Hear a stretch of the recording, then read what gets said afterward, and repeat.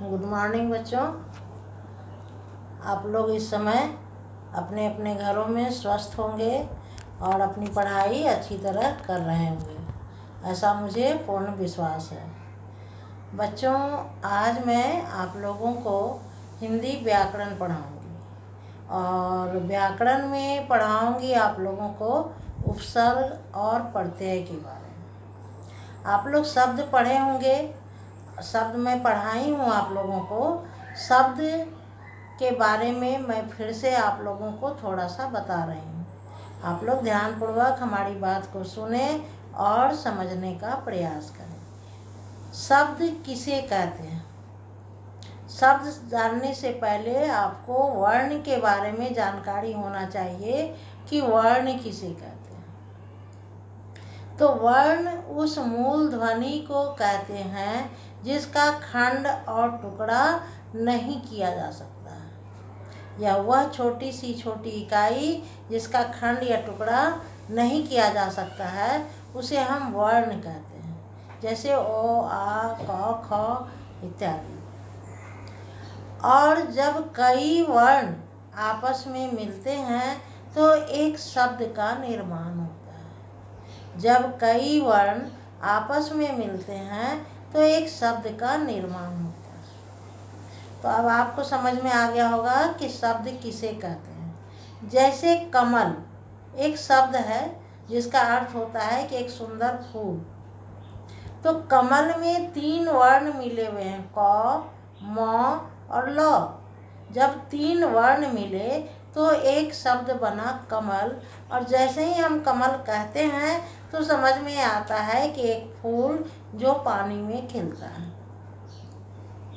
अभी मैं आपको बताऊंगी उपसर्ग और प्रत्यय के बारे में। उपसर्ग किसे कहते हैं और प्रत्यय किसे कहते हैं। तो पहले आप समझ लें कि उपसर्ग किसे कहते हैं। उपसर्ग जो शब्दांश यानी शब्द का अंश, छोटा सा हिस्सा शब्द का, जो शब्दांश किसी शब्द के पूर्व में आकर उसके अर्थ को बदल देता है तो उसे हम उपसर्ग कहते हैं। जो शब्दांश किसी शब्द के पूर्व आकर उसके अर्थ को बदल देता है उसे हम उपसर्ग कहते हैं। जैसे कहेंगे सु उपसर्ग है और काम एक शब्द है, तो काम शब्द में अगर सु लगा देते हैं, सु उपसर्ग, तो हो जाता है सुकाम। इसी तरह फल एक शब्द है, उसमें अगर सु उपसर्ग लगा देंगे तो हो जाएगा सुफल। इसी प्रकार नी उपसर्ग अगर डर शब्द में लगा देंगे तो बन जाएगा निडर। अब आप समझ गए होंगे कि उपसर्ग किसे कहते हैं। उपसर्ग फिर से आप एक बार सुने ध्यानपूर्वक कि उपसर्ग जो शब्दांश किसी शब्द के पूर्व में आकर उसके अर्थ को बदल दे उसे हम उपसर्ग कहते हैं। जैसे उपसर्ग है और कार एक शब्द है। कार शब्द में जब हम उपसर्ग लगा देते हैं तो बन जाता है एक शब्द उपकार। उसी प्रकार स उपसर्ग है और स जन में अगर लगा देते हैं, जन शब्द में स, तो हो जाता है सजन,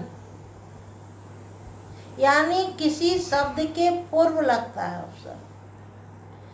और दूसरा है प्रत्यय। तो आप ध्यान से समझेंगे तो जरूर समझ में आएगा। उपसर्ग किसी शब्द के पूर्व में लगता है और प्रत्यय जो शब्दांश किसी शब्द के बाद में आकर उसके अर्थ को परिवर्तित कर देता है। प्रत्यय किसे कहते हैं? जो शब्दांश किसी शब्द के बाद में आकर उसके अर्थ को बदलता है उसे हम प्रत्यय कहते हैं। प्रत्यय किसे कहते हैं? जो शब्दांश किसी शब्द के बाद में आकर उसके अर्थ को बदल देते हैं उसे हम प्रत्यय कहते हैं। जैसे मिठाई, मिठाई में आई प्रत्यय है। दूध एक शब्द है और उसमें अगर वाला प्रत्यय लगा देते हैं तो हो जाता है दूध वाला। उसी तरह होन एक शब्द है और उसमें अगर हार प्रत्यय लगा देते हैं तो हो जाता है होनहार। उसी तरह वान प्रत्यय जब हम धन शब्द में लगाते हैं तो बन जाता है धनवान। तो आपको समझ में आ गया होगा कि उपसर्ग किसे कहते हैं और प्रत्यय किसे कहते हैं। उपसर्ग वो शब्दांश जो किसी शब्द के प्रारंभ में आता है और प्रत्यय किसी शब्द के अंत में आता है। तो ये था उपसर्ग और प्रत्यय। इसके अलावे अभी शब्द रचना मैं थोड़ा सा आपको बता देती हूँ कि शब्द रचना किसे कहते हैं। शब्द रचना हिंदी भाषा में शब्दों की रचना अनेक प्रकार से होती है। शब्द का निर्माण हिंदी भाषा में अनेक प्रकार से होती है। वो है वर्णों के योग से, उपसर्ग के योग से, प्रत्यय के योग से, उपसर्ग और प्रत्यय दोनों के योग से और संधि के द्वारा, समास के द्वारा।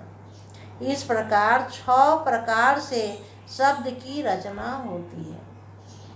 6 प्रकार से शब्द की रचना होती है। वर्णों के योग से शब्द रचना।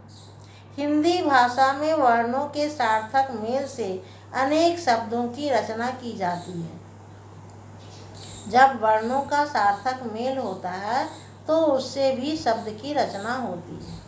अभी मैं आपको पहले बताई थी शब्द के बारे में कि जब कई वर्ण आपस में मिलते हैं तो एक शब्द का निर्माण होता है। लेकिन वो वर्ण जब सार्थक होते हैं, वर्णों का जब सार्थक मेल होता है तो एक शब्द का निर्माण होता है। जैसे हिरन, ही, र, न, ये 3 वर्ण जब मिले तो एक शब्द का निर्माण हुआ हिरन। दूसरा उपसर्ग के द्वारा और तीसरा प्रत्यय के द्वारा, चौथा है उपसर्ग और प्रत्यय के द्वारा।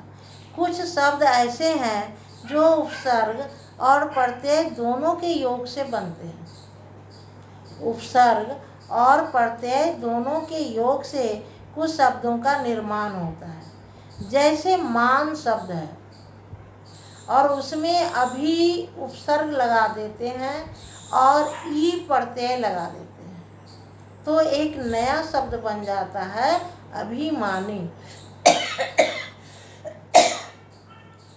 अभिमानी मान शब्द है, उसमें अभी उपसर्ग लगाए और ई प्रत्यय लगाए तो नया शब्द बना अभिमानी। तो इस प्रकार ये अभिमानी शब्द जो है ये उपसर्ग और प्रत्यय दोनों के संयोग से बना है। अब चौथा ये था। 5वां है संधि के द्वारा शब्द रचना। संधि के द्वारा शब्द रचना। संधि किसे कहते हैं?